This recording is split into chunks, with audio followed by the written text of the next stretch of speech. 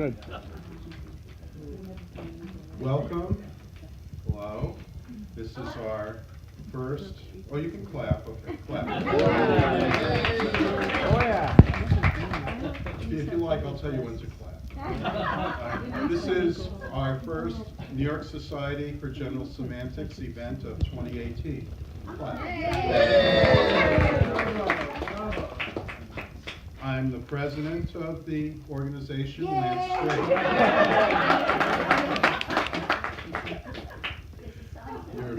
This is very good. I like this. And I want to, first of all, just note that the New York Society for General Semantics does not charge anything and does not charge membership dues or any kind of fee for our events. We do, however, encourage you to become members of the Institute of General Semantics, and I just want to note that the president of the Institute of General Semantics, Marty Levinson, is here with us. Okay.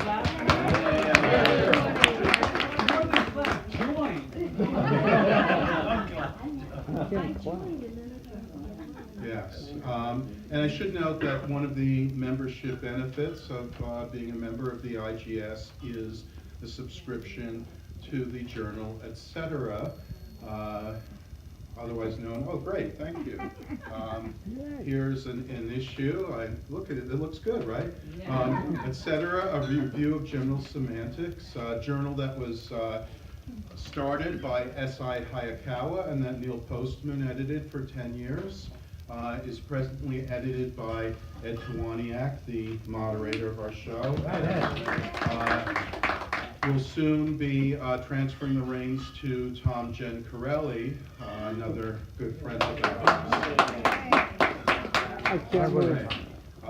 I do want to note, however, if you are in a generous mood, that we have recently added a donations button to the New York Society for General Semantics website. And so you can, if you like, donate via PayPal to the New York Society. You can donate as little or as much as you like, as little as $1, as much as $1 billion, whatever you have to spare. Will be happily go towards future events like this. And so we come to tonight's event, the Reformed English Curriculum Revisited. I thought that what sounded nice.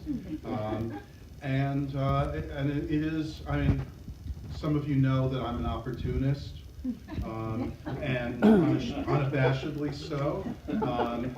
And so I'm taking advantage of a couple of opportunities. One is an anniversary that 50 years ago, at least it will be 50 years this year, at the 58th annual meeting of the National Council of Teachers of English, which was held in Milwaukee. Why Milwaukee, I don't know. On November 29th of 1968, Neil Postman gave an address. The name of the address was Growing Up Relevant, and it was the main part of a program that was titled Media Ecology, the English of the Future. And this was the first introduction of the term media ecology and of the media ecology as a field of inquiry, as he put it. And that talk was later published as a book chapter in an anthology entitled High School 1980. It's very futuristic. The Shape of the Future in American Secondary Education. And this was 1970, edited by Alvin C. Eurich. And I only learned tonight for the first time who this mysterious Alvin C. Eurich was. He was the first president of the State University of New York. So how about that? That's pretty cool. Learn something new all the time. And it was published under the title, The Reformed English Curriculum. By the way, the rather modest proposal was that media ecology replace high school English. Didn't quite happen, but also worth noting, because we are a general semantics society, that in conjunction with the 1974 Alfred Korzybski Memorial Lecture, which is sponsored by the Institute of General Semantics, Neil Postman delivered an address entitled Media Ecology, General Semantics in the Third Millennium. And so the homework for our panelists was to read these two pieces in order to use them as the basis of a conversation. I would note that a similar connection was made in the 1969 book co-authored with Charlie Weingartner, very popular book, Teaching as a Subversive Activity, where they introduced the Sapir, Whorf, Korzybski, Ames, Einstein, Heisenberg, Wittgenstein, McLuhan et al. Hypothesis that language is not merely a vehicle of expression, it is also the driver, and that what we perceive and therefore can learn is a function of our languaging process. So actually we're very excited to have Shelley Postman and the Postman family here with us tonight. And also Terry McLuhan, so we really have a media ecology collection. And this is just to put more pressure on our panelists because it's more fun that way if they feel pressure. But I want to also, just before we get started, bring this up, talk about serendipity. Well, a couple of weeks ago, I got an email from Andrew McLuhan. That is Eric McLuhan's son, Marshall McLuhan's grandson. He says, I found some papers from Neil Postman going through material, and do you know who would be interested in having them? And I said, well, send them to me, and I'll see. Opportunist. And I wanted to, and I received them just this week.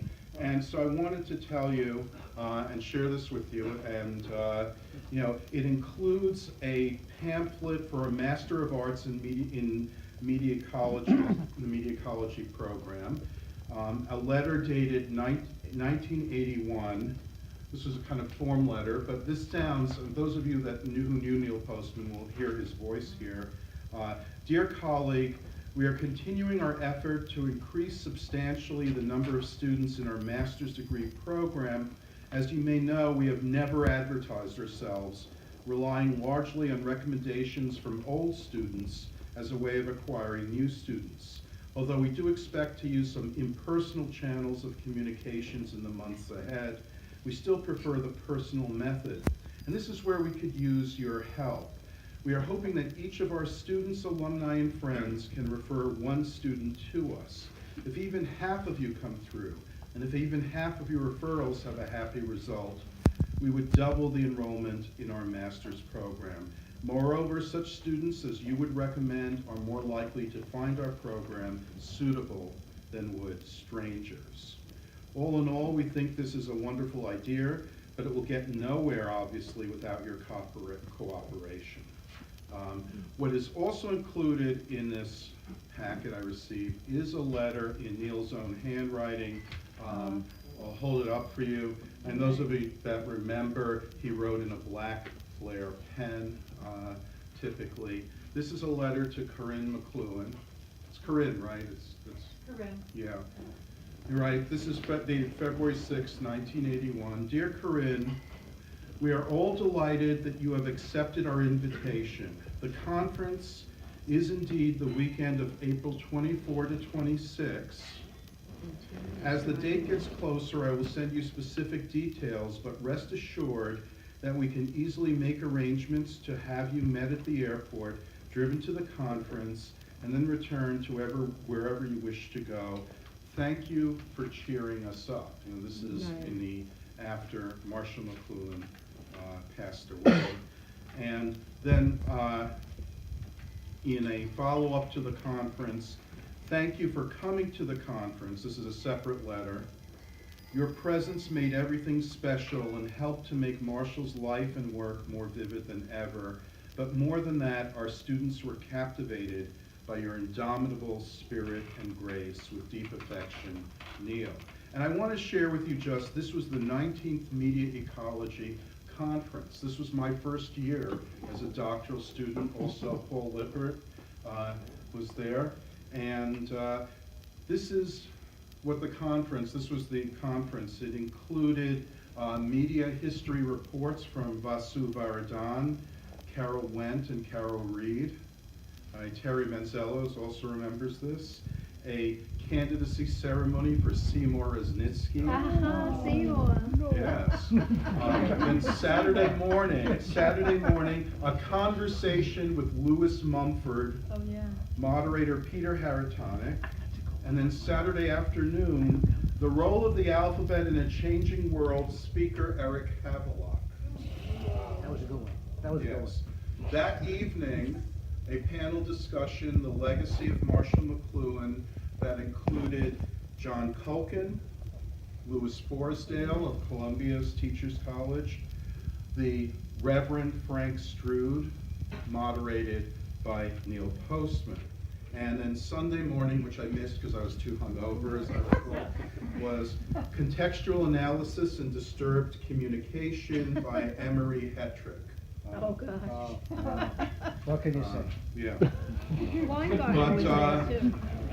I do want to note that at that in those days, and this is characteristic of Neil Postman's sort of whimsy, is that every year, every PhD class had to choose a color and colored letters and have T-shirts made that said Media Ecology in the front with the year and our name.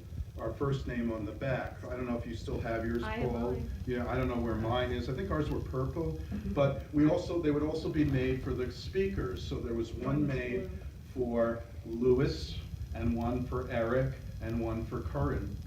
I don't know where Corinne's is. I don't know if they show. But they were in our class of 1983/84 because that was the year it went from 3 to 4 years. So. Anyway, I thought that was worthwhile sharing with you, but I'm very happy now to turn things over, and I will turn the introductions over, but let me introduce to you someone who is no stranger to this, Ed Tuwaniak of St. Mary's College of California, is now the incoming president of the Media Ecology Association, but also a trustee of the Institute of General Semantics. And a little less than a year ago was here with us when we had a session on science fiction. Today he's going to stick to a more factual approach, but I'm very pleased to hand things over to my friend Ed. Thank you.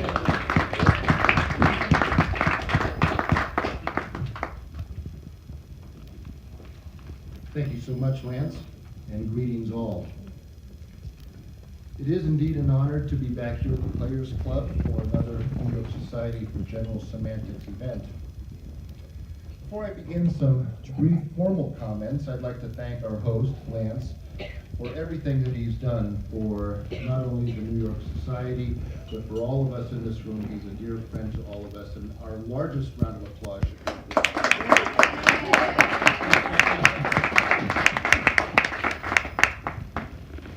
Also, I should mention that it's wonderful having Terry here in the room, as well as the Postman family. It's an honor to have you here with us.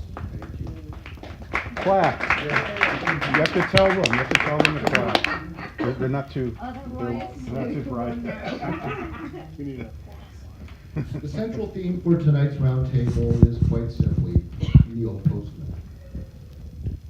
Postman published his seminal book, Technopoly, in the year 1993. And it was in that same year that I had the good fortune of meeting Neil when he was a week-long visiting scholar at St. Mary's College, where I teach. In fact, one of my prized possessions, besides this ring right here that my wife gave me on our 25th wedding anniversary, we've now been married over 40 years, so it was a little while ago. How you doing, Ed? How you doing?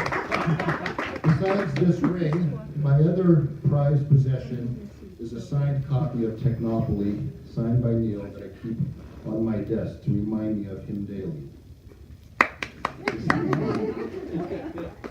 I can honestly say that Neil changed the way I thought about curriculum, about the world, and indeed changed the way I thought about myself.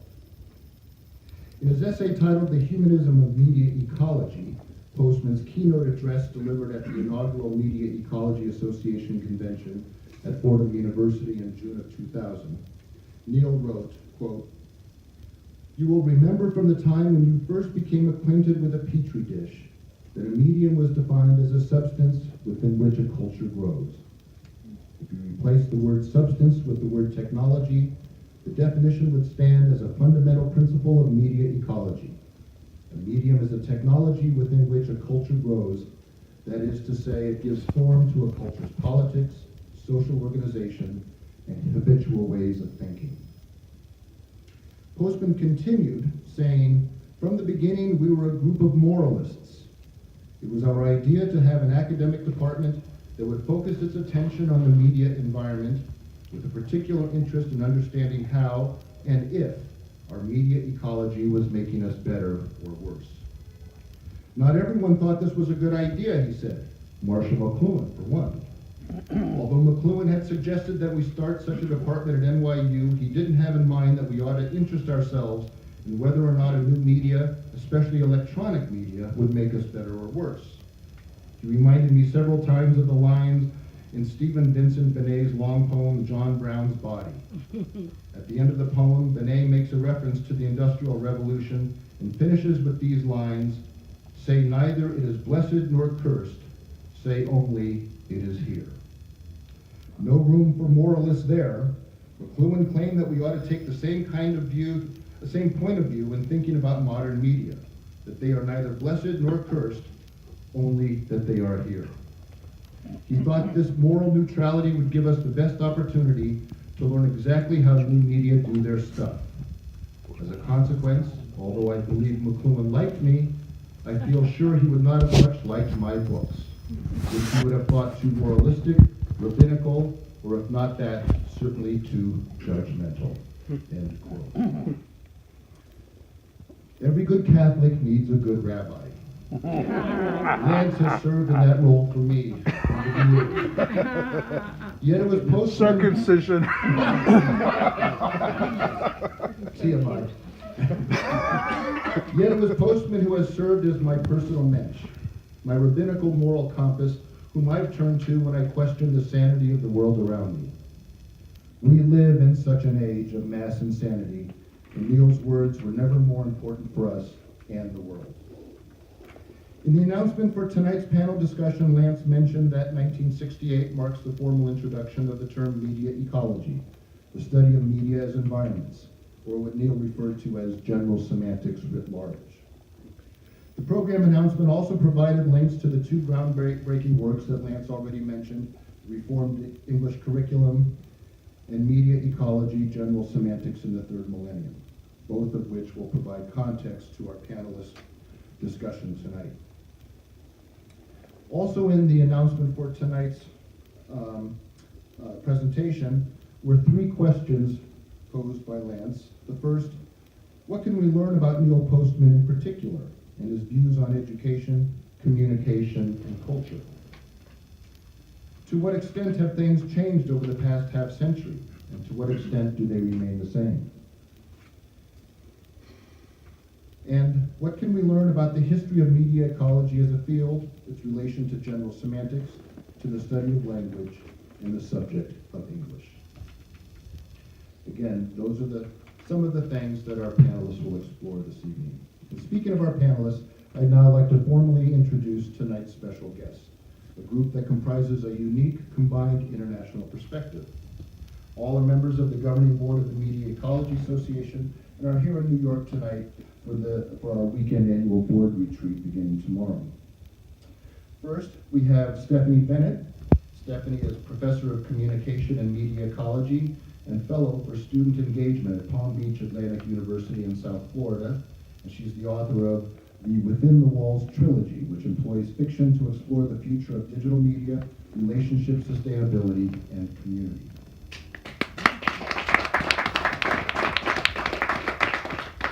Next, representing our neighbors from the south in Mexico is Fernando Gutierrez, who's head of the Division of Humanities and Education at the Monterrey Institute of Technology and Higher Education in Mexico City, and the author or co-author of several titles about media.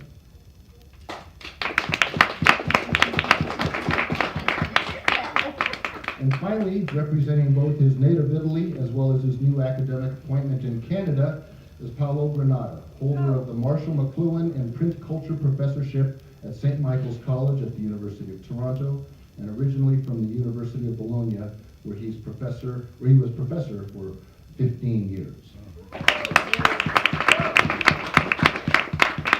I also want to add that unfortunately Dr. Adriana Braga, professor from the Pontifical Catholic University of Rio de Janeiro, will not be able to join us tonight due to sudden illness. So, and I'd also like to mention that as part of tonight's conversation, we will of course be inviting you to participate with your own questions, so pay attention.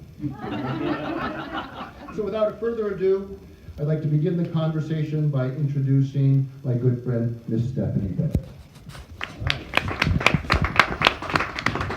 Thank you so much, Ed. Really appreciate that. I cannot tell you how honored I am to be here in this room with you, and how delighted I am that our conversation tonight is truly a conversation and is a roundtable, is a discussion. I've planned my remarks that way to be rather short and succinct, to leave as much room as possible for discussion. One of the things that we need to remember in this digital age is, as the machines are doing a very, very good job of answering questions for us. Just go to Google and you got it, right? But one thing that the machines will never do adequately, and is our part as human beings, is to ask the right questions and to ask the deep questions, ask the important questions. And so tonight, as we converse, let's not be shy about asking questions, about adding our own comments and input. It's really an important thing to do. So first of all, I'd like to say yes, hailing from South Florida. Well, I have packed a little sunshine in my bag, and tomorrow it's supposed to be 54, so I'm going to be very happy about that. And secondly, I'd like to say, I cannot believe it's been 20 years since I first heard the name Neil Postman.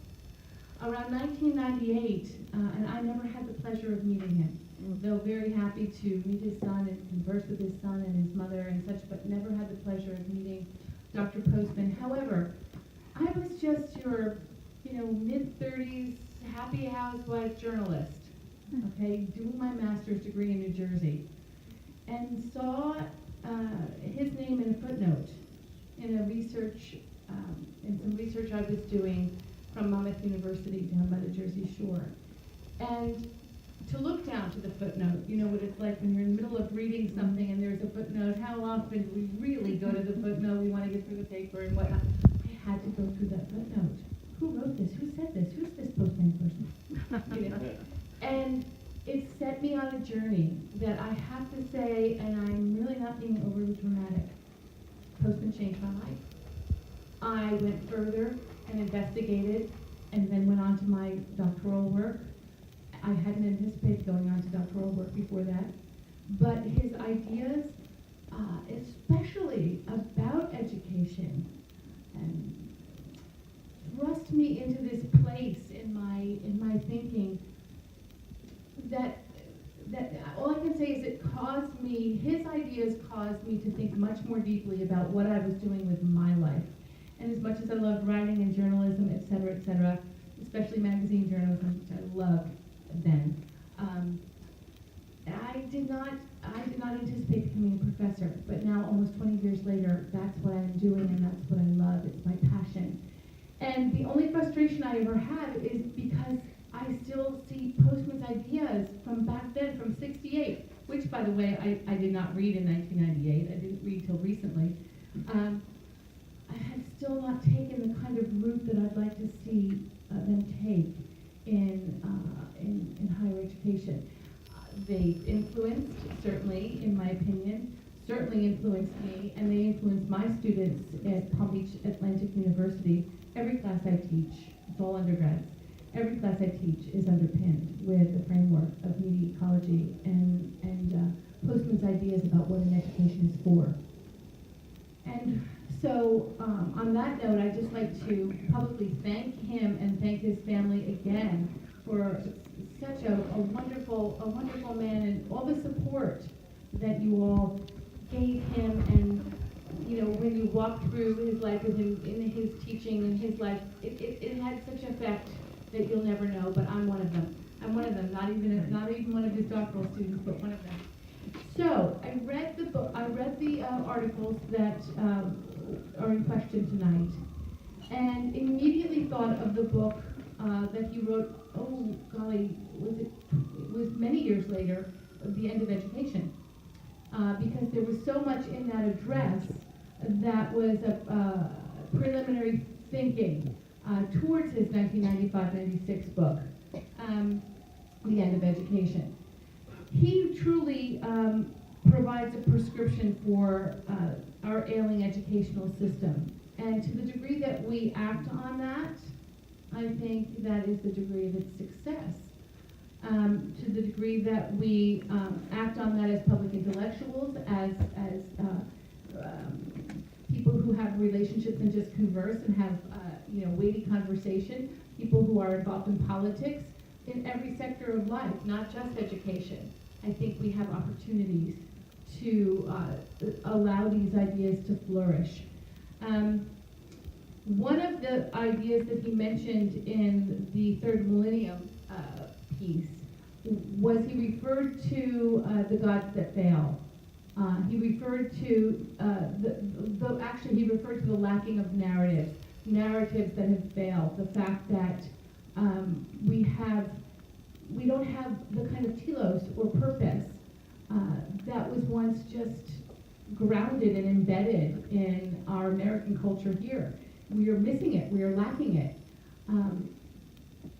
Do we have it now? Have we advanced in terms of purpose and telos teleologically? I don't think so. Not from my perspective. I know I and many others are working on it. We're working on it. We're writing, we're teaching, we're mentoring, we're thinking, we're reading, we're engaging, as I know so many of you are too.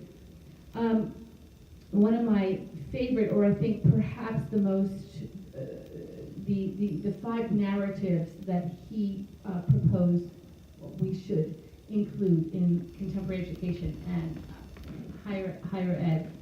The one was Spaceship Earth. And just that whole phrase, I think, it is so 70s. I was living in the 70s, and so 70s. But I love it not because I'm post-hippie, but because in it, the way that he explains it is that if we teach students, if we teach our youth to be responsible, to be caretakers, stewards of the earth, not just in an abstract way with a global consciousness, but really brass tacks, really getting dirty and down in the neighborhood, in the community, in the schools. If we start there, they will learn. They're more apt to learn to care for their world, for our world. They're more apt to care about everything instead of just letting that gray blanket of indifference just, fall upon their lives. And I think that is the one thing that touches me most and continues to touch me about his prescription, this idea of being stewards and caretakers, fostering responsibility and care through engagement.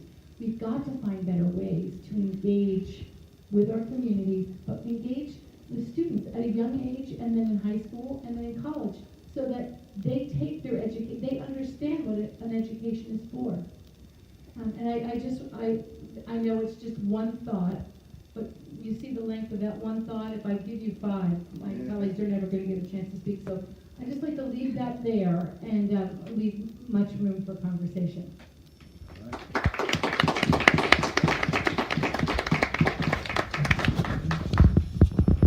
Well, I have first to start thanking the New York Society General Semantics for inviting me, and the Media Ecology Association, of course, Lance, specifically for having this panel, Ed, and of course my colleagues Stephanie and Paula. And I also have to thank to Neil Postman, because I think 20 years ago, I think it was in 2001, when I was met for the first time, Neil Postman. I was in his office, and I said, Neil, I'm Fernando, I come from Mexico, you're well known in Mexico. He said, I'm well known in Mexico? I'm a kind of celebrity or a rock star or something like that? Yes, my university, I read Technopoly, I read the End of Education, I read teaching as a subversive activity, and sometimes in Spanish, but I read. And, this is really interesting, because I was one in my life in Germany, and they treated me like a rock star. He told me so. Yeah, it is very interesting. And of course, he was Neil Postman. That he told me, if you want to know more about media ecology, I suggest to be a part of the Media Ecology Association. I think it was in 2001. Then I met Lance and Tom and some of the guys of the Media Ecology Association, and now I'm here as a part of the board of the Media Ecology Association. And I also have to thank Marshall McLuhan, because many of his book changed my life. And I remember the first paragraph of the Medium. The Medium is the message. Maybe you remember also this first paragraph. I'm going to try to use my memory.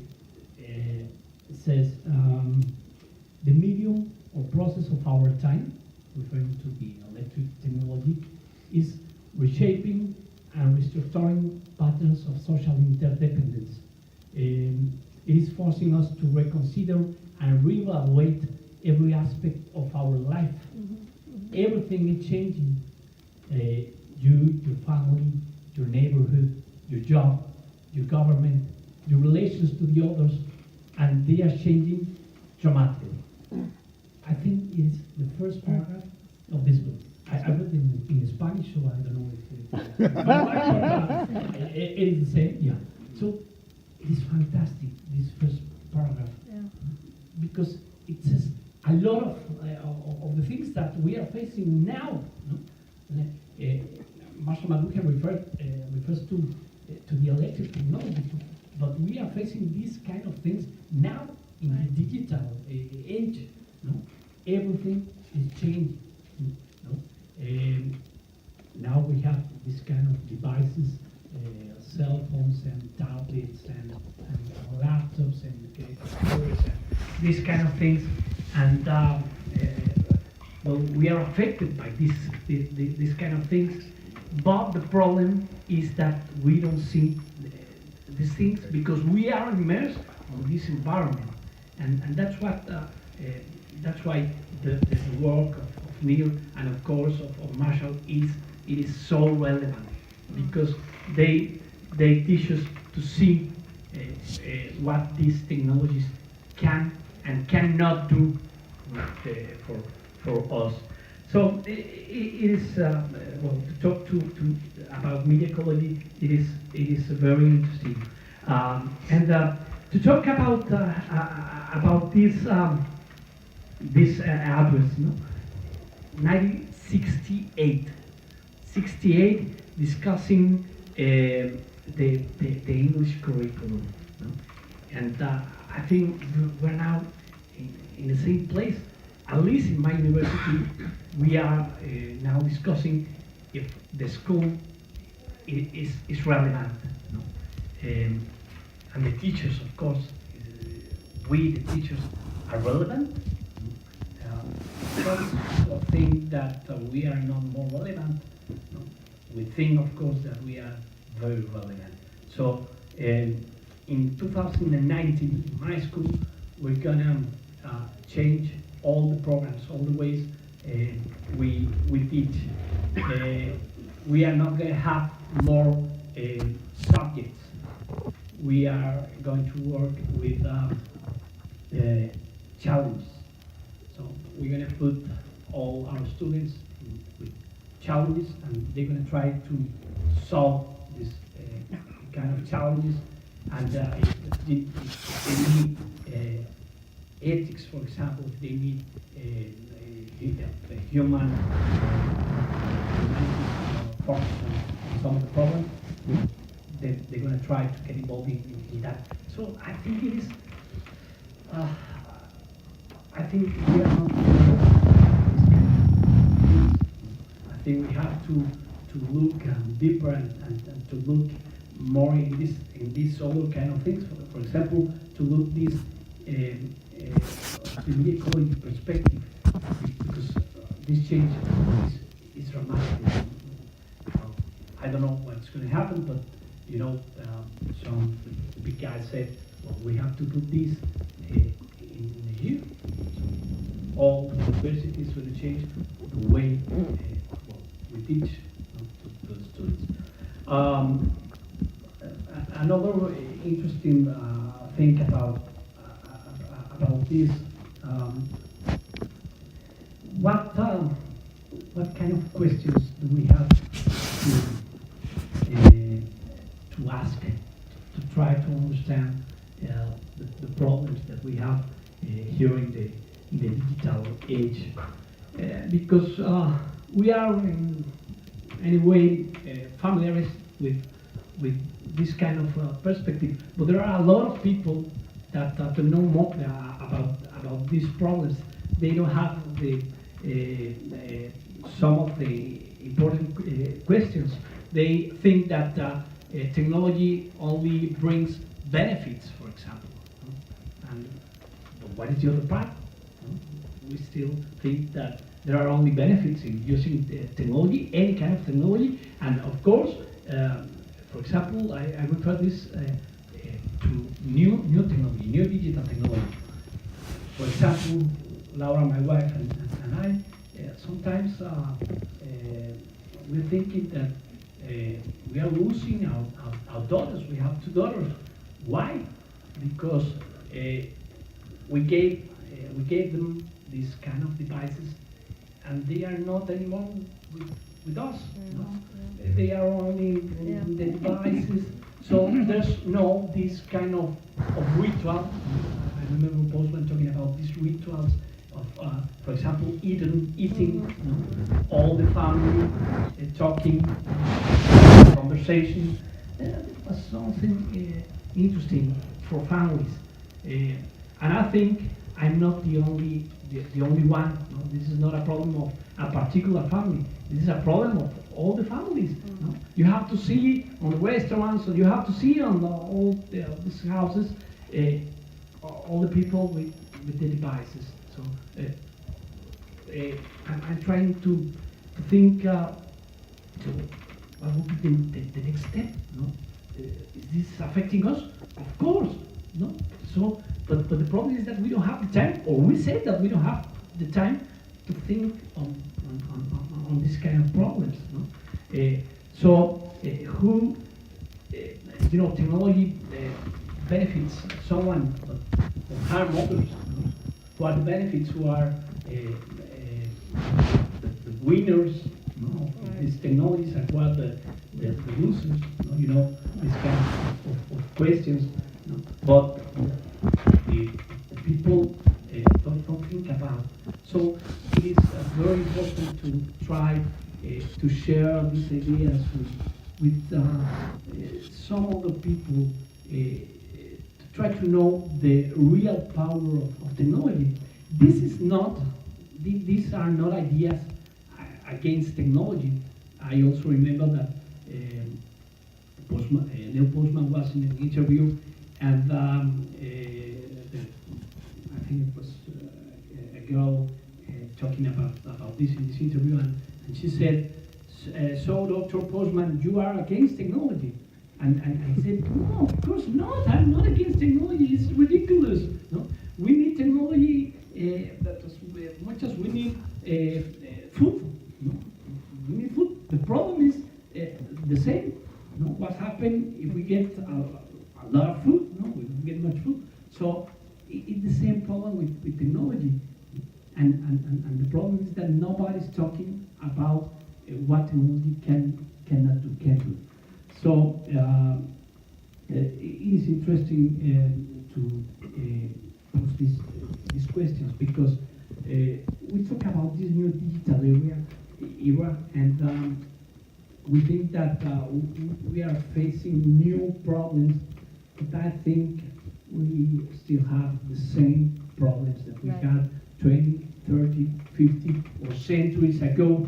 The only thing that changes the way of manifestation, just to say it in a way. Well, I think we have more time for questions, so I'm going to pass the microphone to Paolo. Thank you for your attention. Buonasera, it's a great pleasure. So let's play. I don't wish to be in a place like this and play yours, and I wanted to discover more. But indeed, play is one of the most wonderful words in our English language.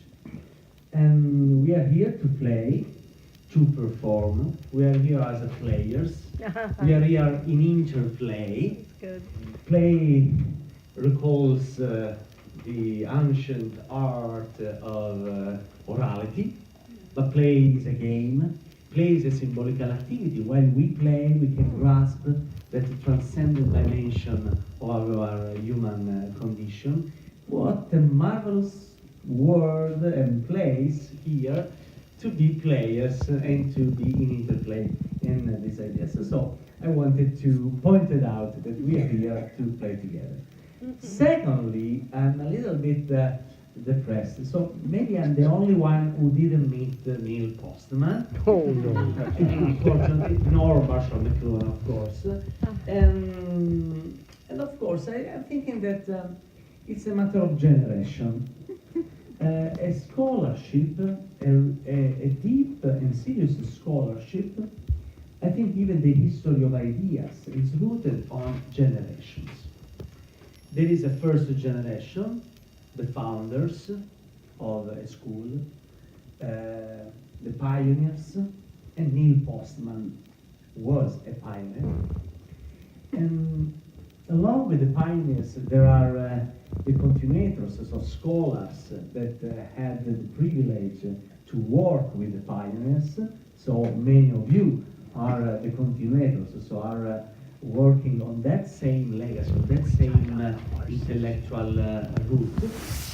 And then there is a third generation, maybe people like me, who came later, unfortunately, who couldn't meet with the pioneers. But thanks to all continuators, thanks to the scholars who are undertaken and taking the legacy of Neil Postman, Marshall McLuhan, and many other 20th century intellectuals, my generation is very lucky because through the continuators we can grasp, we can really understand the value of a relationship between a mentor and a disciple. So there are some mentors here still with us, like McLuhan and Postman. There are the disciples, many of you, and new disciples, the third generation like me, who are very, very keen, and we should be, I want to be very grateful for all of you in this room that are keeping to continue the legacy of Neil Postman in order to really establish that scholarship.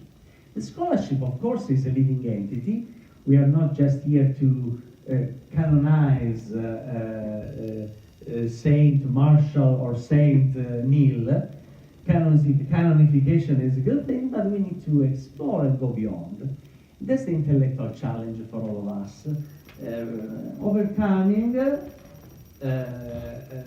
legacy and exploring new territories around us. And so let me finally point out some things from the readings that Lance generously shared with us. Firstly, the humanism of media ecology. It's the essay that you quoted at the beginning, the humanism. I think there is a strong humanistic approach in Neil Postman, not only because the scholarship in language and English, the humanistic side of media studies, the humanistic roots of communication studies. A humanistic roots means rediscover that we are humans. What does make us humans? That's my question. Language makes us humans. Interplay makes us humans. Symbols make us humans, because we are the only animals able to grasp the symbolic dimension of our life, a transcendent dimension, a sort of spiritual dimension.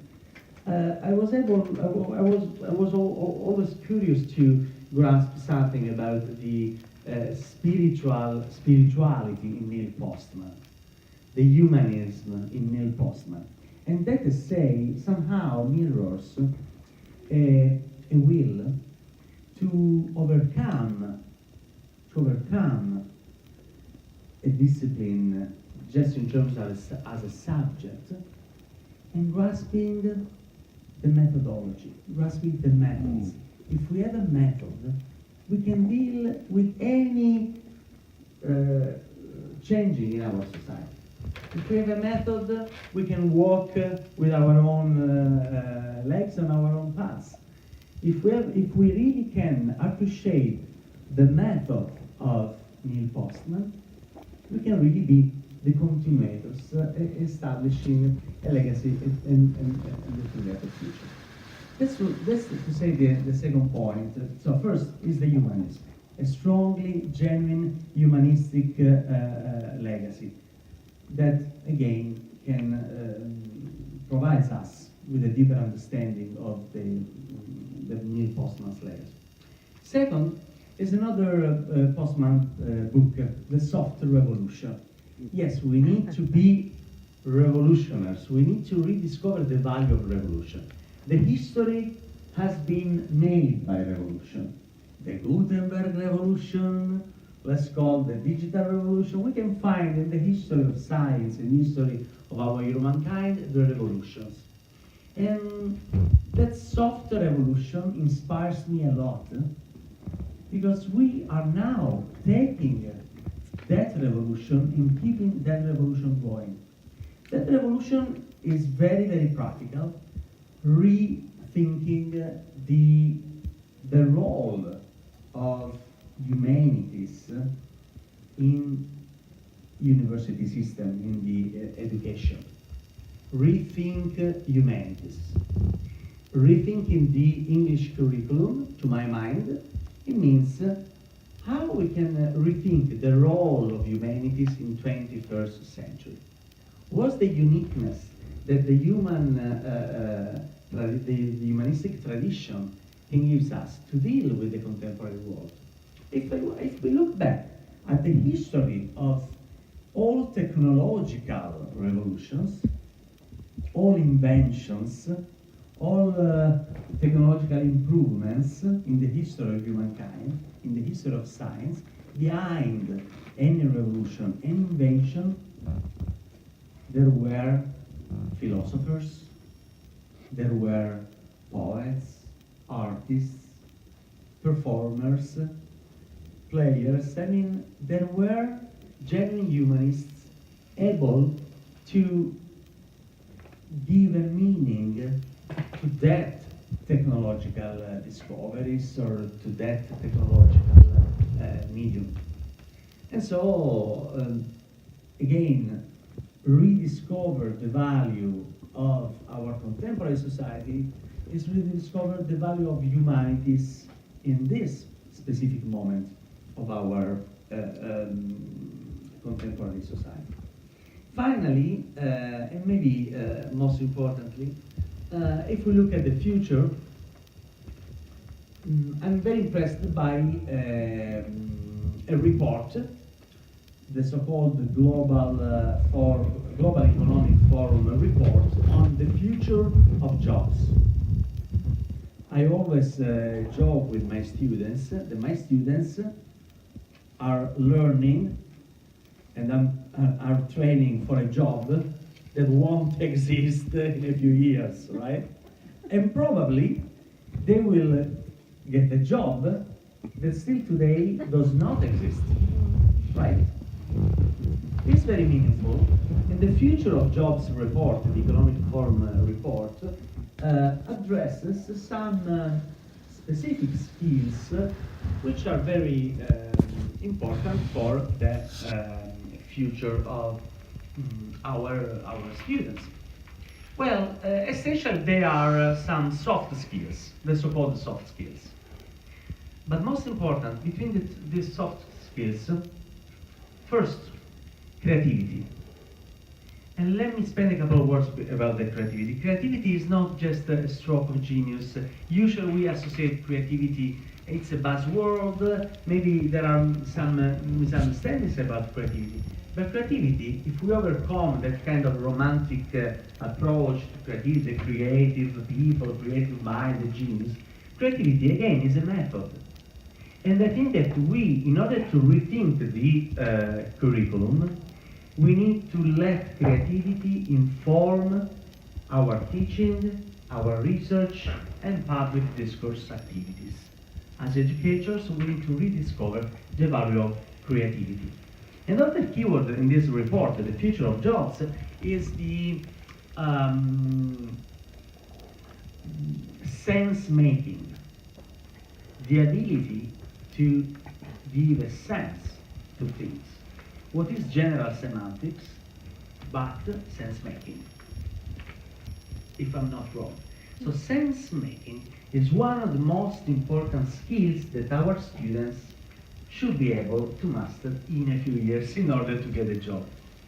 And all these soft skills, sense-making, empathy, the power of imagination, which is another very humanistic value that comes from the scholastic, and then until today we are able to work on that. But the value of imagination, the power of the poetic thinking, the sense-making, the empathy, and creativity as well, are all skills that, it seems, machines won't be able to replicate at least for 20, 30 years, okay? So machines are going to,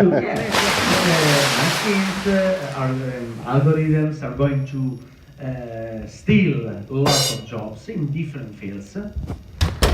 Lawyers, all essentially data meaning and data management are going to be replaced by machines.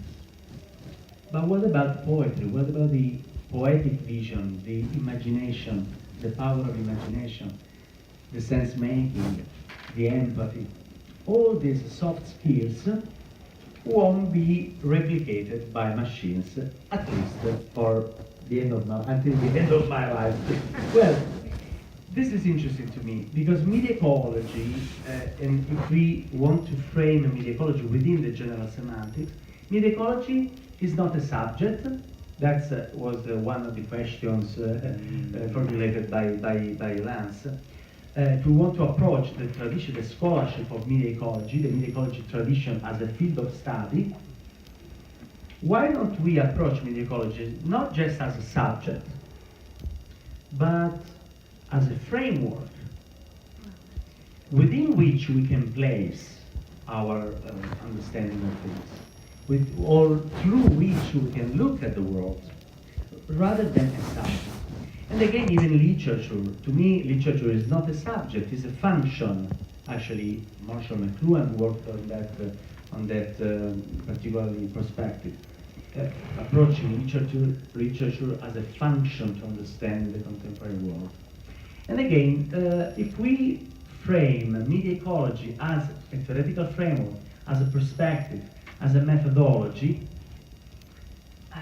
we are very, very free to apply that methodology to the contemporary world, to apply that methodology in order to rethink the future of, let's say, the university. The university, particularly here in North America, let me say that in Bologna we invented the university in the medieval ages, but in North America the university is about 150 years old, right?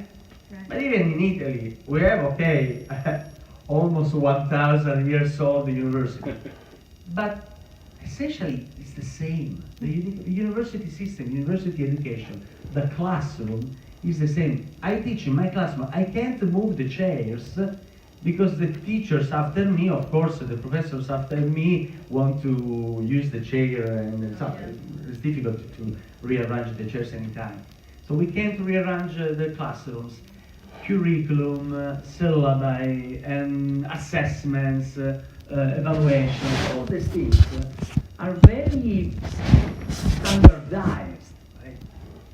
I think that the creative impulse of Neil Postman with that statements, reforming the English curriculum, reforming the humanism of media ecology, and so on, it's an invitation to rethink the current university system, rethink our role. Many of us are educators, within or without the university, but anyway, many of us, I think they are educators, so rethink the role of education, and media ecology, again, is a great framework, is a methodology, and I am confident that my generation, I'm 40, has the power to do that.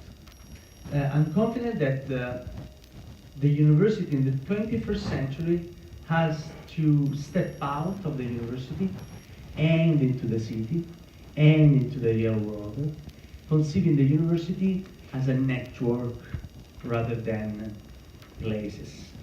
And network is another metaphor that somehow mirrors the metaphor of the environment and ecosystem. So again, I'm very confident that thanks to the pioneers, the continuators, and the third generation, we can really practically make a change in the educational system.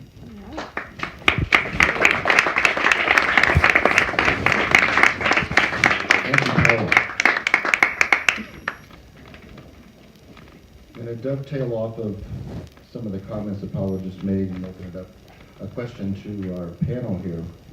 I woke up this morning and turned on the news, and the first person I saw was someone talking about the most critical thing we need to think about in the modern age. And he said it was artificial intelligence. And he said it's more important than fire, religion, or world hunger, artificial intelligence. I scratched my head on that one. But it reminded me of a book I was reading on the plane flying to New York yesterday, The Glass Cage by Nicholas Carr, which deals with what you were talking about, Paolo, about automation and its effect on jobs and other things. Which leads me to the final chapter in Marshall McLuhan's Understanding Media, titled Automation. And the opening paragraph is wonderful, and I use it all the time with my students to talk about education. And it begins with the phrase that the highway rendered obsolete the one-room schoolhouse. The idea being that before super roads, we were forced to learn collectively under one roof. But once we had highways connecting other municipalities and other schools and educational opportunities, we soon found ourselves fragmented in our educational pursuits. You go to this school for one thing, you go to that school for something else, which found its way ingloriously in the 21st century with the notion of the information superhighway and what it's doing now to what we call education through MOOCs and other kinds of things. Education. Stephanie alluded in her opening comments to the notion of the importance of questions. And there are no need for answers in this day and age where we will click away from anything we want to know. What there's a tremendous dearth of is good questions, and that's what we're in need of. Fortunately, in Neil's essay on the reform of the English curriculum, he provided us a bunch of questions, some dozen of them. One of which is this: what is the curriculum of the future? In which he provides two very short answers. First, he says it will most likely consist of fields of inquiry which students learn how to learn about that which is unknown. And secondly, he says it means the end of instruction as the dominant means of structuring the classroom environment. Paolo already gave us wonderful insight into his thoughts on education through play and inventiveness, but I'd like to ask Fernando and Stephanie their thoughts on what they see as the curriculum of the future. I wonder if it's what I'd like to see as the curriculum of the future, or what I really like to see as the curriculum of the future. I am working on my optimism. Okay. Maybe I can just backpedal a bit here and let you know what I do to try to advance what I hope will be in the future. So it's always running against the grain. It's always being one of those loving resistance fighters, where a textbook for interpersonal communication costs $250 for a student, and I just will not order it. I will not ever use a textbook. I will not. See, that's what Postman did for me. He gave me bravery to do what I knew in my gut I should do. So when I started teaching undergrads, I realized, though the students were all complaining about books, and really it's exorbitant. It's exorbitant what they have to pay now for books, even when they can get them to rent or Kindle or electronic copies. Many professors require the books that are $150, $200, $250. So what I do is I do not use them, and I use primary text with my undergrads. So for instance, my digital culture class, I use 5 primary texts. I start with Neil's Building a Bridge to the 18th Century and give them a historical contextual view, moving on to what's happening currently with Lanier and We're Not a Gadget in his next book, and then moving into what kind of prognostication for the future and like futuristic thinking. And each section of the class, we're reading a book and we're giving a close and careful read. And I'm, every year I work on saying less and pushing it more in their face to ask the right questions. So I am trying to help them come up with the intellectual, work on the intellectual apparatus to ask the right questions, to ask deeper questions, to be intellectually curious, instead of lecturing on a textbook, giving them a test, and then assessing it, which I just want to bark at that, excuse me. It's just like, that's, and forgive me if I'm offending anybody who does that, but I don't think anybody does here. I hope that kind of learning will take place in more and more classrooms, not just in honors classrooms. I am not an honors teacher, but I know that honors programs do that as well. The feedback I've gotten from my regular, everyday 19-year-old undergrads on this is, once they get past the first class with me and they realize that they're it's safe. It's a safe spot. They're not going to be overwhelmed with work. They will take a second and third and fourth, and they come back and they love Postman, they love Elul, they love to think, they love to question. So that's what I'm doing, and I'm doing it because I hope that it spreads in the future. I hope that more and more professors will do it. It's not a safe thing to do, and in my work with new faculty, I try to help them stretch to see that they can create an atmosphere and a climate in the classroom, because the classroom is a space that mediates that learning. You know, it mediates the whole process. And if they can do that and get past their own fear, I'm talking about faculty now, of not having the right answer if a student asks a question, or getting off the book, you know, or having a plan that you have to get through. I'm talking mostly, of course, of humanities type courses and, you know, historical, critical kind of thinking courses and, you know, literature courses, communication courses, media courses. I don't know how you do this in math, but that's not my problem, right? But I find that as faculty will take that step and get past that initial awkwardness or fear of, oh my gosh, there's silence. I've asked this question and there's silence in the classroom. Oh, this is not the radio. You know, you don't have to worry about, you know, 10 seconds of dead air. Wait on them. Let them think. Let them reflect. Let them take a moment. So I believe that with my whole heart.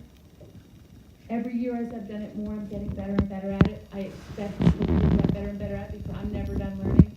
And I really like to see that expand in terms of higher ed curriculum. It doesn't look like that's the way it's going, but I hope. Well, I would add to Stephanie's ideas, well, first the following. Do we prepare the students for the world or just for having a job?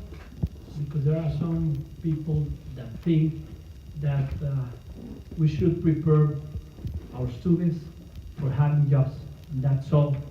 So we have to prepare technical or to improve technical skills. Of course, my point of view is we prepare students for the world. So this is complex, it's more complex. And of course, we have then to design environments and to use not one, you said, but a lot of media, because, you know, a particular medium tends to increase something, but also decrease something. So if you use a variety of medium, you can decrease some things. What kind of medium? Well, it depends on the environment you design. It depends on what you need, what you want for your students. And you will have this time for reflections, of course, but you will have a medium for expressing the ideas, and you will have medium for catching things, relevant things, and to discuss. So this way, you're gonna break up with the lines that we have in all the rooms and in the classrooms, and you're gonna give a new perspective to these places where you have students learning, doing, thinking, and of course having many benefits of this. So I would add this. I don't know if you want to add to that. Just my motto is student first, students first. Not by chance, in the medieval University of Bologna, listen this, the rector of the university, so the president, the rector of the university, was not a professor, he was a student. The University of Bologna, the medieval university, particularly that one of Bologna, essentially was run by students, elected by students, and students used to hire professors. Then later, in a sense, professors took the command, and now the rector actually is elected among the professors. But this is very nice, right? So at the beginning of the university in Bologna, in the medieval times, when professors used to read aloud textbooks and so on, students students used to run the university. So students first. For instance, I'm new in the University of Toronto. Essentially, I designed 6 syllabi in the past months. I designed these 6 syllabi according to what I know of that subject, okay? Why don't we involve students to design a syllabus? Maybe it's not a brand new idea, maybe they already know something like that. But I designed my syllabi according to what I myself know about that argument. But probably my students would do something different. The syllabus could be a process. Rather than coming to the first class with my syllabus, maybe the syllabus could be a facilitator for a process of learning. Because our students, again, I'm sure that they are learning something that it won't be usable in a few years. That's why they should learn to learn, how to learn. That's the first skill, how to learn. And so, to me, students first means engaging students in designing syllabus, engaging students in many other different processes, rather than just attending lectures, classes, assignments, and all these standard things. So I think we could foster the process rather than the result. The result is that they have to take that course because the requirements, students always see the requirements, right? So they have to take a number of requirements. But the real requirements is what they are learning in terms of that kind of process. So that's to me less focused on requirements and endings and results, and more focused on the process, student first. This is my 40th year on faculty at St. Mary's College, and it feels like I've been teaching since the Middle Ages. So one of the things I've been saying recently is that after 40 years of teaching, I feel like I finally learned how to teach, and that's how to get out of the damn way of the learning. And I think what I've learned is just what my colleagues have suggested, that the empowerment of the learner is at the heart of what the educational enterprise should be about. For example, in my communication theory courses, I tell them the first day of class that this is a lecture course. The caveat being that they have to do all the lecturing. They teach each other. And what's wonderful about it is they are engaged with that subject matter. It's who cares what I know at this point? I don't even care what I know at this point. What do they know? What are they learning? What are they emerging into is what's critical in the enterprise. And I find more and more that they're certainly more satisfied, as well as I am, in that process. They come up with the examples and the videos to show from their generation, not my old retread stuff from the 60s and 70s. And it's really exciting and vibrant for me to see that transformation. I mentioned earlier that I woke up this morning seeing Mr. Artificial Intelligence guy talking about the wonders of AI.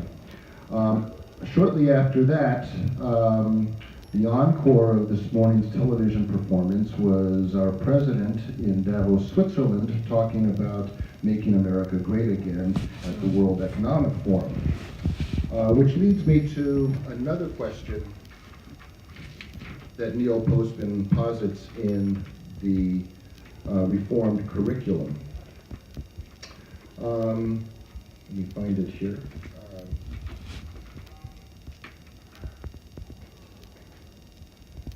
Where did it go? Hang on just a second.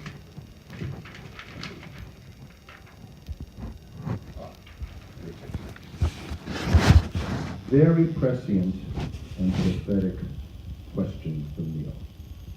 I pose that to our panelists.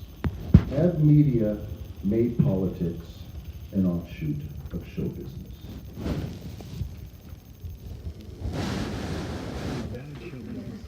Right. Too hard on this one. Of course,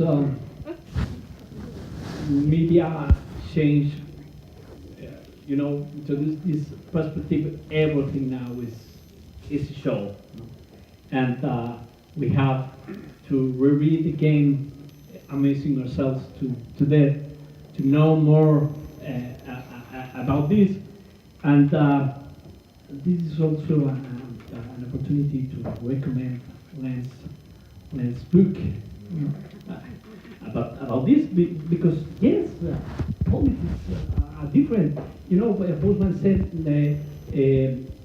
and Marshall McLuhan talking about the debate between Nixon and Kennedy, and quoting Russell Baker at that time, the image replaced the written word as the language of politics, and at that time, but we're still in the same process.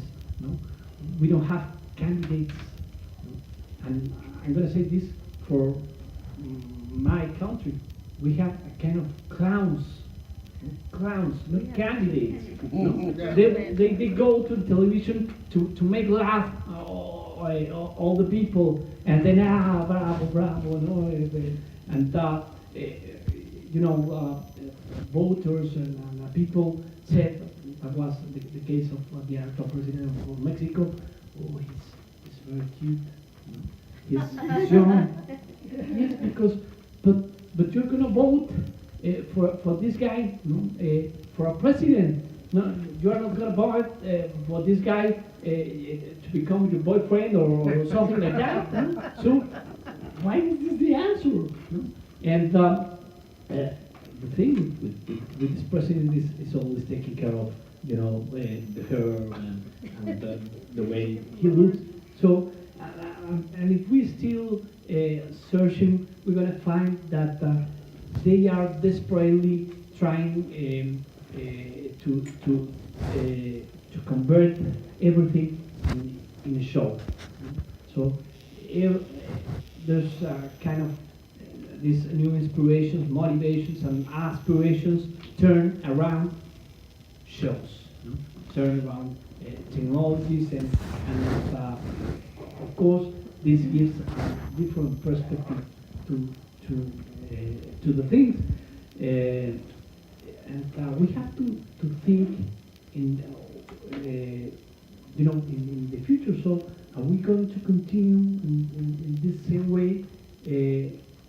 What we can expect for the next years for the candidates. The problem is that we haven't had, at least in my country, I don't know if that's the same history here in the States, good candidates. And this is the result of not having good candidates. We vote for, the least, the how do you say this in English? The least worst, or the least bad. In Spanish we say the menos peor, the least. So that's not the kind of thing that we have. I don't know, Stephen. Yeah. Yeah. Well, on a positive note, usually when things get this out of whack in a culture, or in life in general. In the political scene right now with this question, we do end up seeing the pendulum swing back. I think part of what we're seeing at this particular juncture in this country is a reaction to the age of entertainment. It flows forth from this idea of Neil's of amusing ourselves to death. And hopefully, the public will rise up and correct itself, and we will self-correct. Hopefully, I still have a bit of faith and hope in this experiment we call America. And yet, as media ecologists, we can't help but see how our media our entertainment media have shaped our political culture. And again, I'm going to bring it back to Dr. Postman. Sometimes the metaphors he used, especially when he talked about the gods that failed us, and then the 5 narratives or gods that we need, the purposes, the goals, the stories we need to tell ourselves. We are human beings. We're the storytelling animal. We have that as a distinguishing feature, as was said earlier by my fine colleague here.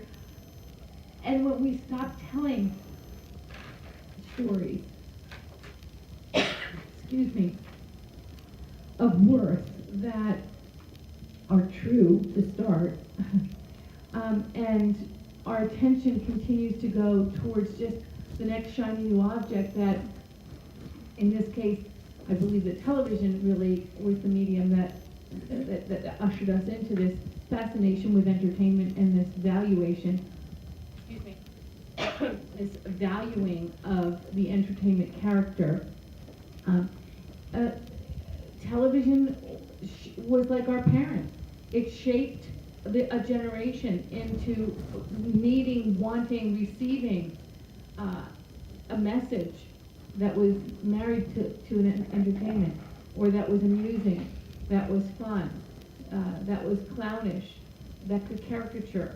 And as we move more deeply into the age of the entertainment and the age of the image, where our eyes just take in what we see, and we do not have to process it the same way that we do when we're in conversation speaking about it. We don't have to process that image, those images, the same way as when we're reading and we're working through the linear thinking that reading demands. Then a population begins to be acculturated and expecting messages to appear with entertainment, contextualized by entertainment, or embedded in an entertaining frame, and that's what we've got. And we are, where we're amusing ourselves to death. I don't want to be condescending about the West right now, and I'm a part of it, but that's what we're doing, and that's what we've got. There are other factors, obviously, in our political situation. It's not just the media. There are plenty of other factors, but this is why I think Postman, again, with his this idea of the reforming the curriculum, is so very important. I don't know if any of you read the Chronicle, but this week, Christian Smith, a well-respected professor from Notre Dame, a sociologist, published an article called "Higher Education is Drowning in BS." And if you had, I should probably pass it around. I made a copy for everyone to see. If you had covered the title and covered the name and just started reading what it said, for the first few seconds you might think, is this Neil Postman? Neil Postman? So this continues to go on, and right now a key issue is entertainment, the farce and the entertainment. But we're moving from the small screen to the micro screen, and instead of the commonplace of everyone, or 65% of the population of the United States of America watching Friends on a Wednesday night, or watching, Seinfeld, and being able to talk about it as a commonplace, you don't have that anymore. There's so many channels and there's so many outlets, ways to receive our media that I believe we're going to start seeing, it's not just entertainment, now it's, oh gosh, bread and circus, yeah. So you are worried after 1 year of entertainment politics? We survived the 20 years of Berlusconi in Italy. I would be optimist. There's no comparison, no comparison. Oh, yes, sir. He used to run 5 Berlusconi's better. broadcasting Berlusconi was genius. channels. Berlusconi at least is. But jokes aside, He had some sort of a brain. Well, there is maybe the last chapter in Technopoly. I'm translating from Italian. Resilience with love, resistance with love. Is it resistance or resilience? Resistance. Resistance. Which I like to translate as resilience. So, I think we need to be resilient in this age, because since ever, much before the Berlusconi, people, you said stories, so people want to believe in stories. The history of propaganda, the history of empires, the Roman, Alexander the Great, and the history of humankind tells us that people want to believe in stories. Emotions run masses. That's a fact. However, just because people want to believe in stories, the resilience approach is that we can we can be able to tell the right stories in order to inspire people in a different way. Mm-hmm. But storytelling rules our world, rules the human species. What are religions, political beliefs, any beliefs, but if not stories, myths? The history of mythology teaches that, right? The history of orality, the oral cultures were just stories. And still today, people want to believe in stories. Stories are able to move, right, the masses. That's why even science can tell new stories. Even humanistic scholarship can be able to tell new kind of stories. And then I'm very sure that if we reread that chapter, Resistance with Love, Postman really inspires that sense of overcoming inspiring the sense of resilience. Non-violent. I have one more question for the panelists, and then I'm going to open it up to questions from the audience. So you might want to start getting your questions prepared here. Again, dovetailing off of what was just said, in 1993, when Neil Postman visited St. Mary's College, he was talking about how technologies were taking over our lives. He was referencing Technopoly specifically. And in the first question in the Q&A period that followed, the question asked, so in this age of Technopoly, where do we find the symbols that can create meaning for us? And being a Catholic college, he said, look around you. On all the crucifixes on the buildings, the artwork on the walls, the kinds of narratives you have in your library, in there is the stuff of civilization. In there is the stuff of humanity. You won't find it in a piece of technology. You'll find it in the symbolic art that surrounds you everywhere you go. Which leads me to the final question. Again, this is a question put forth by Neil in the article, The Reformed English Curriculum. It's actually a series of questions. Where will we find our symbols of love and wonder? Is it important that we do so? If we do, what changes will the new symbols make in our ritual life and in the structure of our symbology? Thoughts?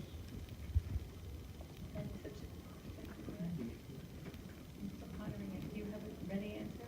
Either of you? Can you just repeat the last one? I'll repeat them all. Okay, why not? Where will we find our symbols of love and wonder? Is it important that we do? If we do, what changes will the new symbols make in our ritual life and in the structure of our symbology? I think that there are certain proto-norms that we need to revisit and know that they're universal, such as the sacredness of life, such as human dignity, nonviolence, and peace. These are three things put forth by one of my mentors, Clifford Christian. He's been working throughout the world for many years, researching and bringing that message to countries throughout the globe, doing much work, very practical way as well to try to really just establish these proto-norms. I think that we clearly are not treating one another with the kind of respect that one human being needs to treat another.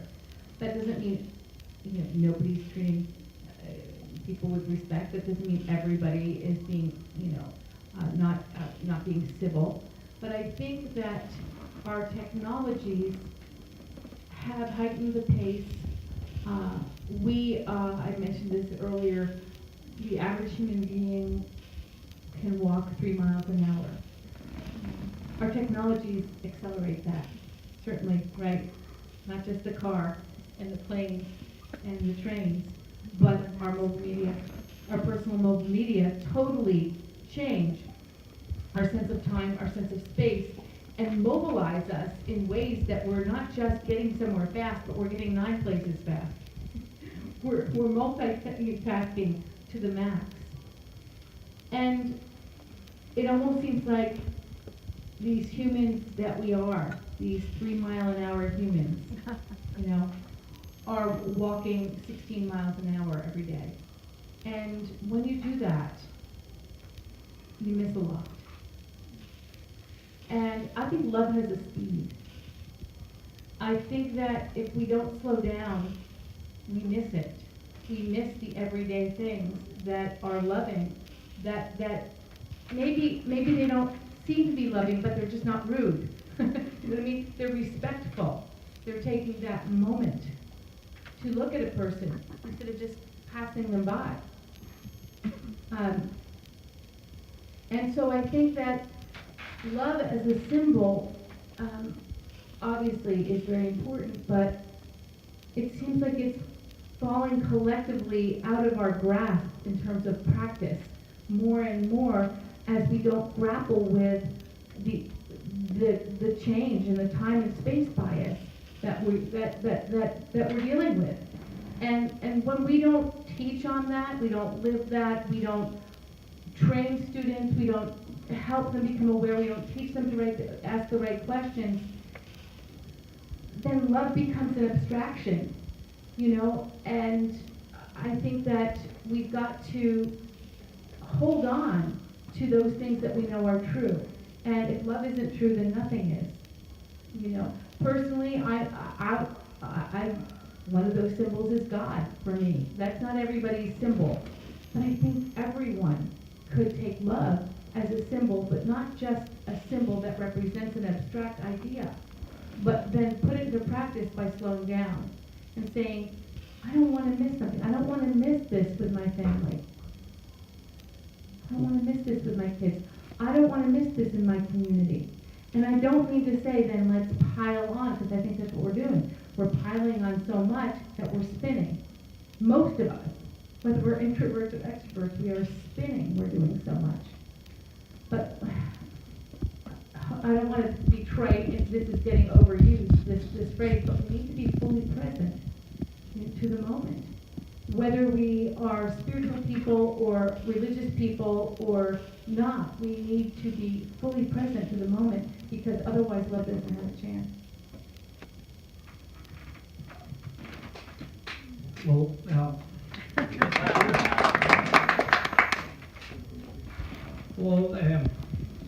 I talk about these problems with my daughters about rituals, about stopping rituals. I think it's important to think on this kind of rituals, having breakfast with the family all together,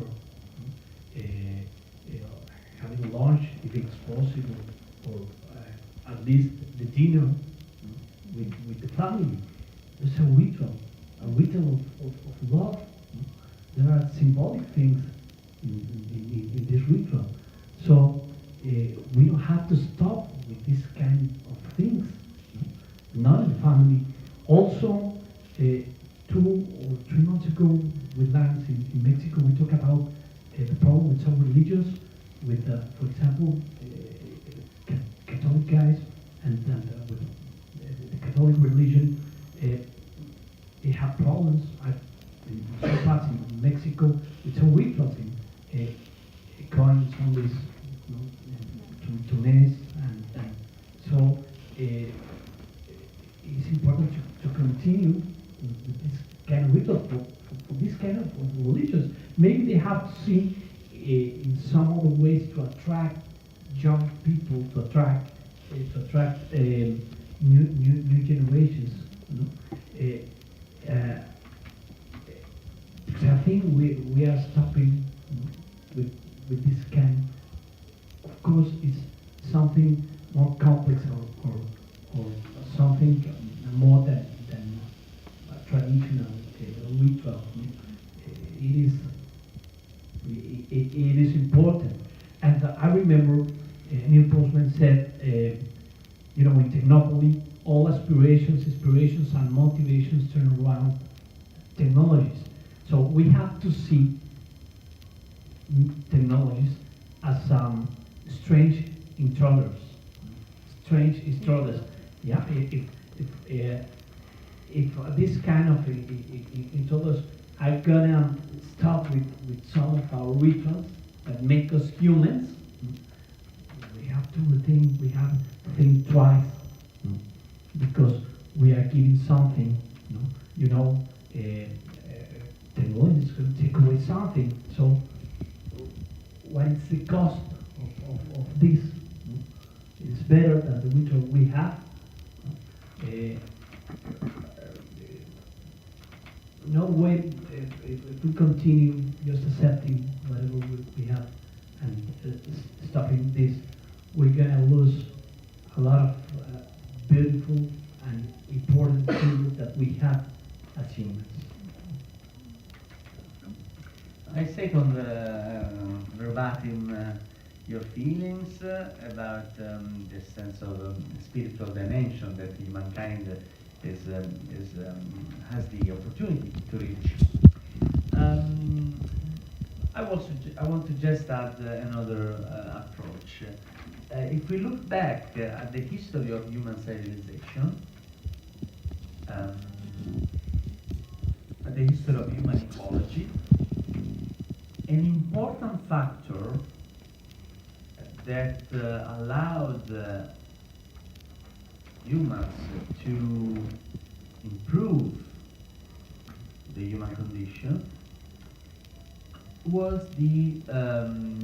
were the explorations. So when people started moving and explored the planet Earth, essentially many kind of improvements started spreading, even in terms of technologies, knowledge.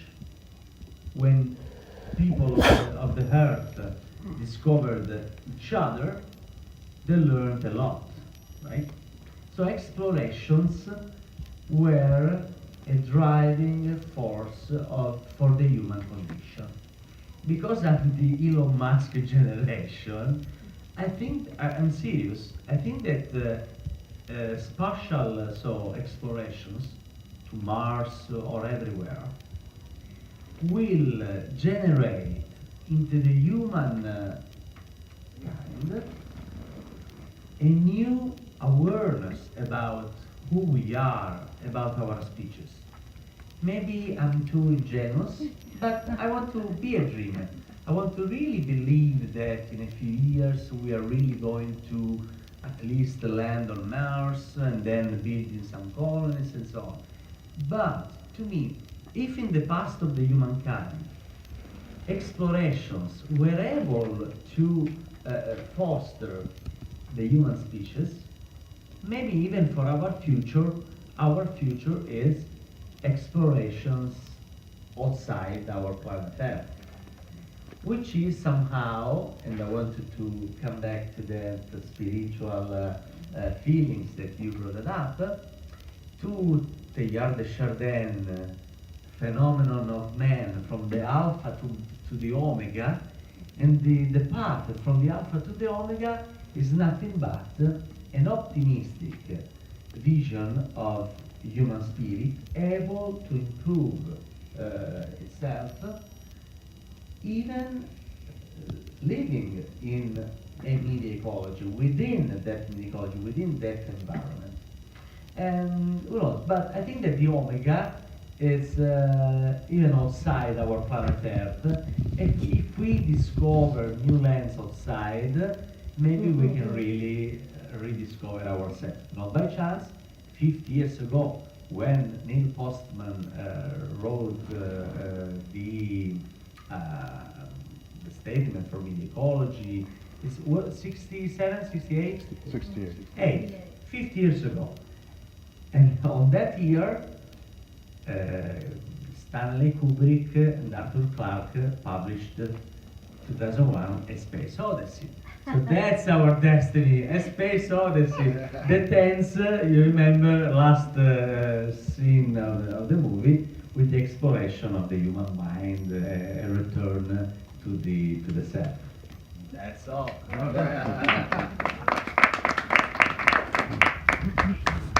Brilliant all. Now it's time for your questions from the peanut gallery. Yeah, a comment. Stephanie, you mentioned the pendulum as part of a curriculum that gets us back to Isaac Newton and classic physics, and then we can go to astronomy. We live in an awesome universe, you know, and we don't have to have a religious connotation. And then there are atoms and electrons, and all of these things are just amazing. And I had a cousin who was a classicist, and he wrote a book called The Essence is to Question, and this takes us back to Socrates and Plato. And perhaps this is an area where one can get people engaged in a curriculum and thinking about broader subjects. Absolutely. I think that's the kind of message, but we forget that they made Socrates drink the hemlock. This is true. Well, we don't have to force that upon anyone. And so as we embark on this, I do say that tongue in cheek, but we, you know, it's no fun not to be popular, and that's not a really popular idea right now in the academy. It still works among most of the honors programs that I know about, but it's the rare university or course or professor that is teaching from the Socratic method. I agree with you. I think it's very important, and I also think the universe is amazing, and it dazzles me. And you know, at 55, I was thinking about going back for a second PhD in physics, That's crazy. I didn't do it. But you're right, it is. It's an amazing thing, and there's so much to continue to learn. Definitely inspiring for students in the future, too. Thank you.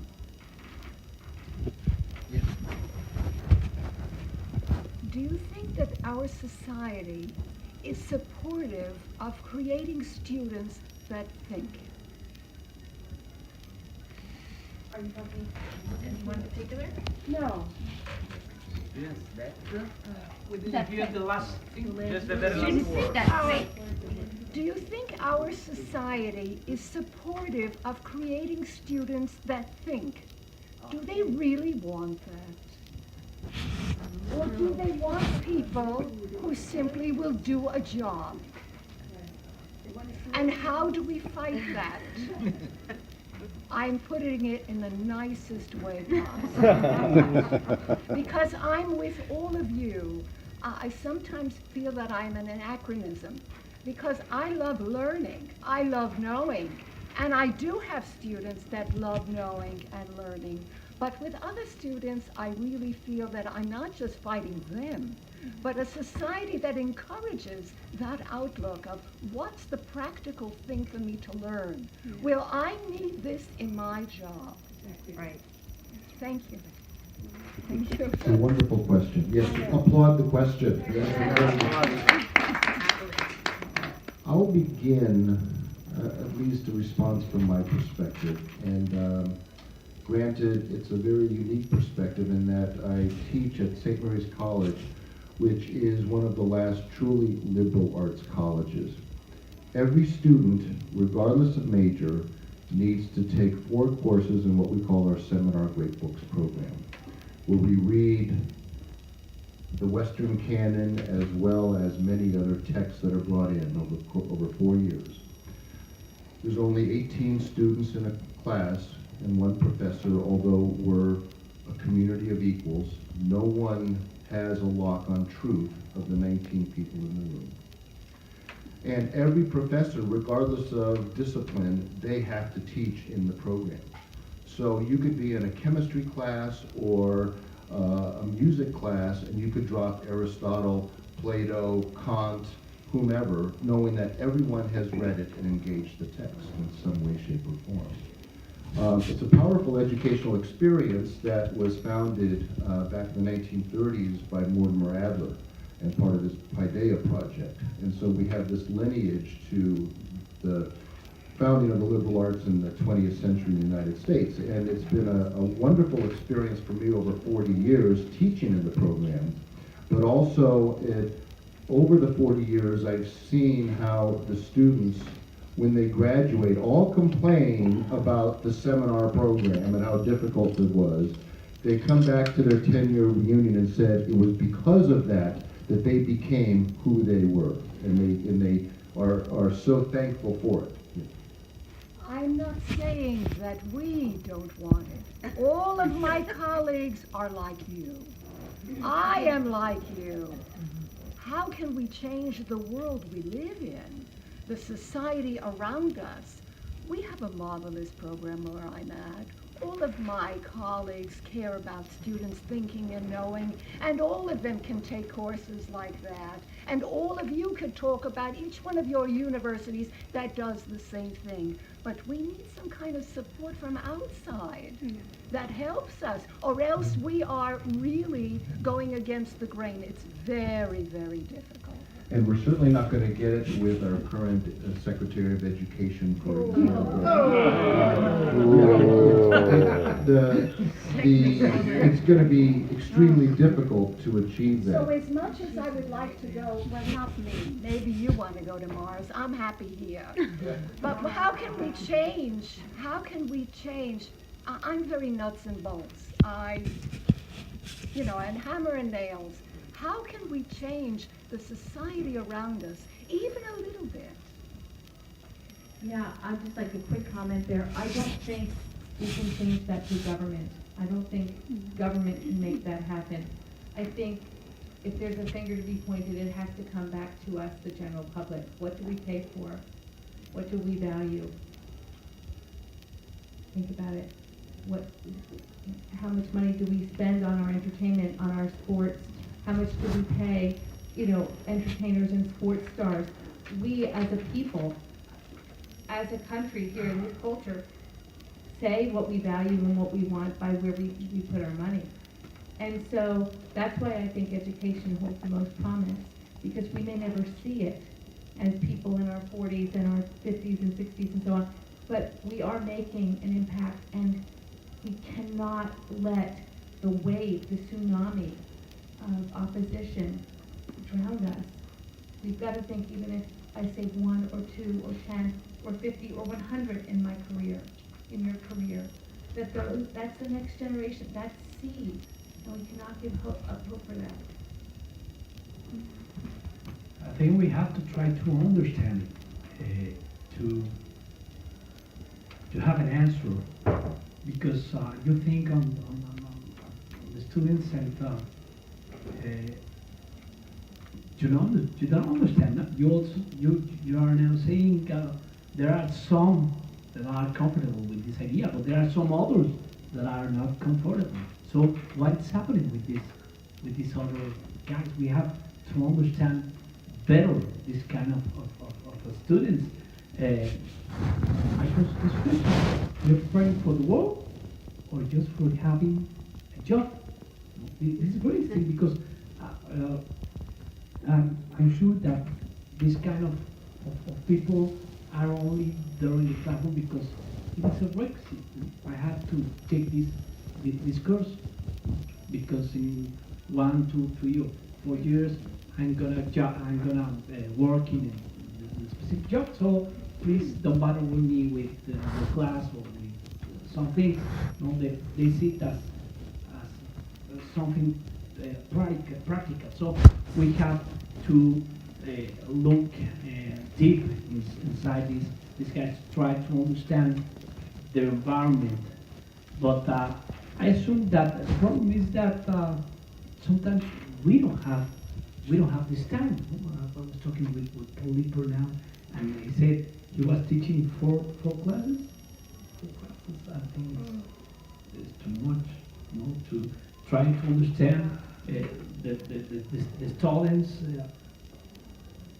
I don't know, but having 4 classes, I don't know if it's a regular academic load here, but if that's a regular load, I think it's too much to try to face this kind of a challenge. That's my point of view. Suppose they are right, so they want to, the students, they want to just to find a job, right? Suppose they are right. It's a human tendency, right? Imagine 200 years ago, of course, people want to find a job, to get a job. Why they have to study? They can get a job even without without being literate. Do they want to think? So, if the artificial intelligence takes the command, we need to read, and so artificial intelligence is going to take a lot of jobs and steal the jobs. We need to rediscover the value of the natural intelligence. We must rediscover the value of thinking. So, thinking probably, creative thinking, critical thinking, sense-making, will be the new literacy. Now, 200 years ago in America, 30% of people were literate. Now, 99%, 100%, the new literacy probably will be critical thinking, sense-making. So in order to get a job, they will have to think. That's my, let's say, optimistic vision, but to me it's very realistic, because the improvements of artificial intelligence, thinking, creative thinking, will be the new literacy. I just wanted to respond to this very, very interesting conversation. Excellent question. But as a scholar of McLuhan, not an official one, but independent, in 1946, Marshall McLuhan was responding to the same question. He was called to the Great Books program by a colleague at the University of Chicago. And Robert Hutchins, who was leading the charge at that time, said that the school was producing professionals, but no one with the sort of learned eloquence that was the subject of Marshall's PhD on the trivium from the pre-literate Greeks up through Erasmus in the printing press, eventually focusing on Thomas Nash.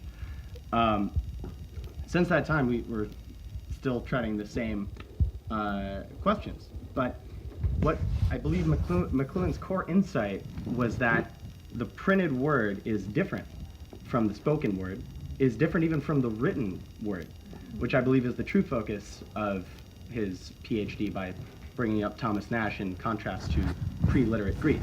So the trivium of grammar, logic, rhetoric, I believe, is the foundational core of alphabetic societies to bring generations of knowledge forth where the situation is able to adapt because we rearrange meaning with the alphabet. But in order to frame this as a question to you guys, which this is an extended comment so far. No, it's okay, you're doing all right. Okay. Well, thank you. I suppose the question would be, this was noticed earlier, in 1917, Oswald Spengler had already written The Decline of the West. I guess the question to all three of you would be, what do you suppose an incline of the West might look like under alphabetic conditions, under the specter, I suppose, of AI and of non-alphabetic cultures that surround us, and I would include non-literate cultures in that as well.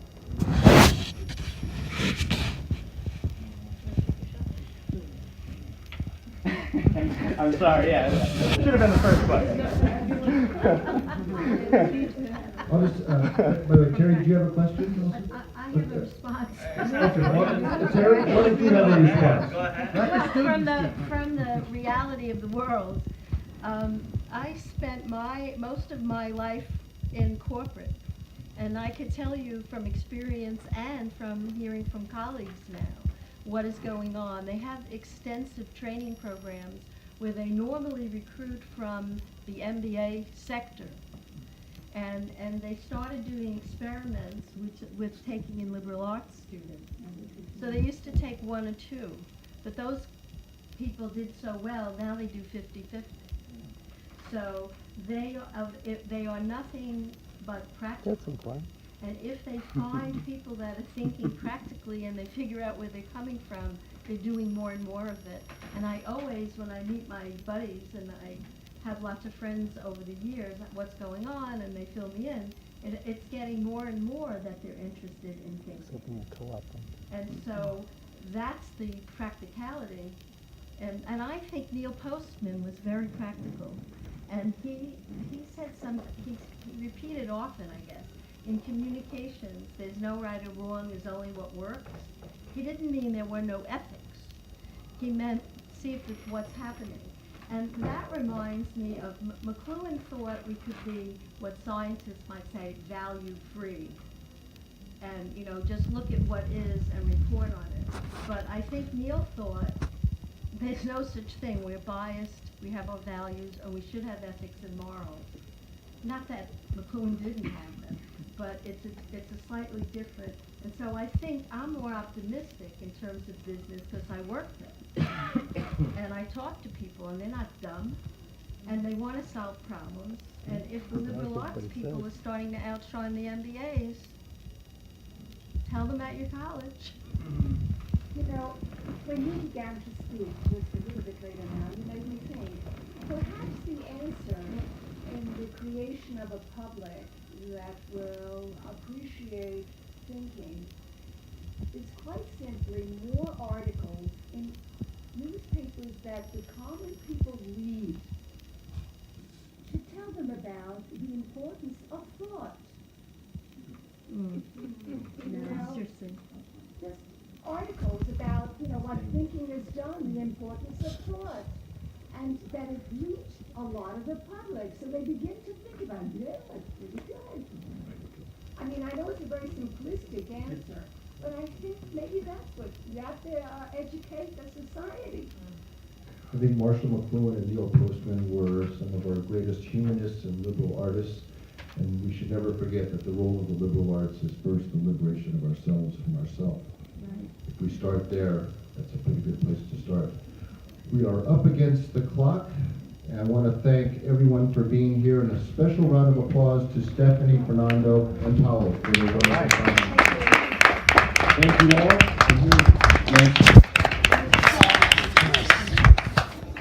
Thank you to our participants.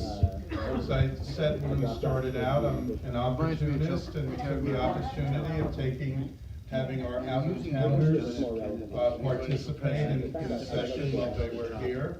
This is something that we can continue to take up. I think this is the 50-year anniversary, so this is something that we can perhaps return to in a session maybe in the fall. I want to thank you all for coming, and also note again that general semantics serves as certainly one of the foundational ideas of in media ecology, something that in McLuhan's thesis that you brought up, he refers to as Korzybski as a grammarian, a fellow grammarian.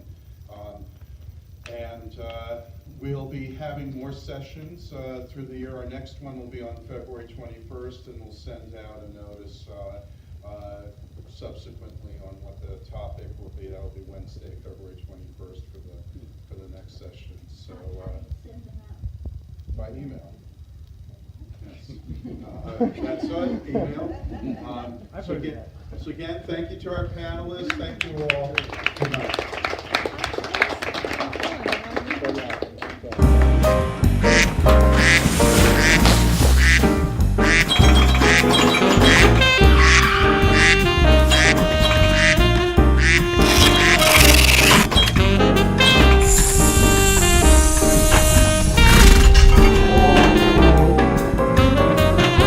Thank you.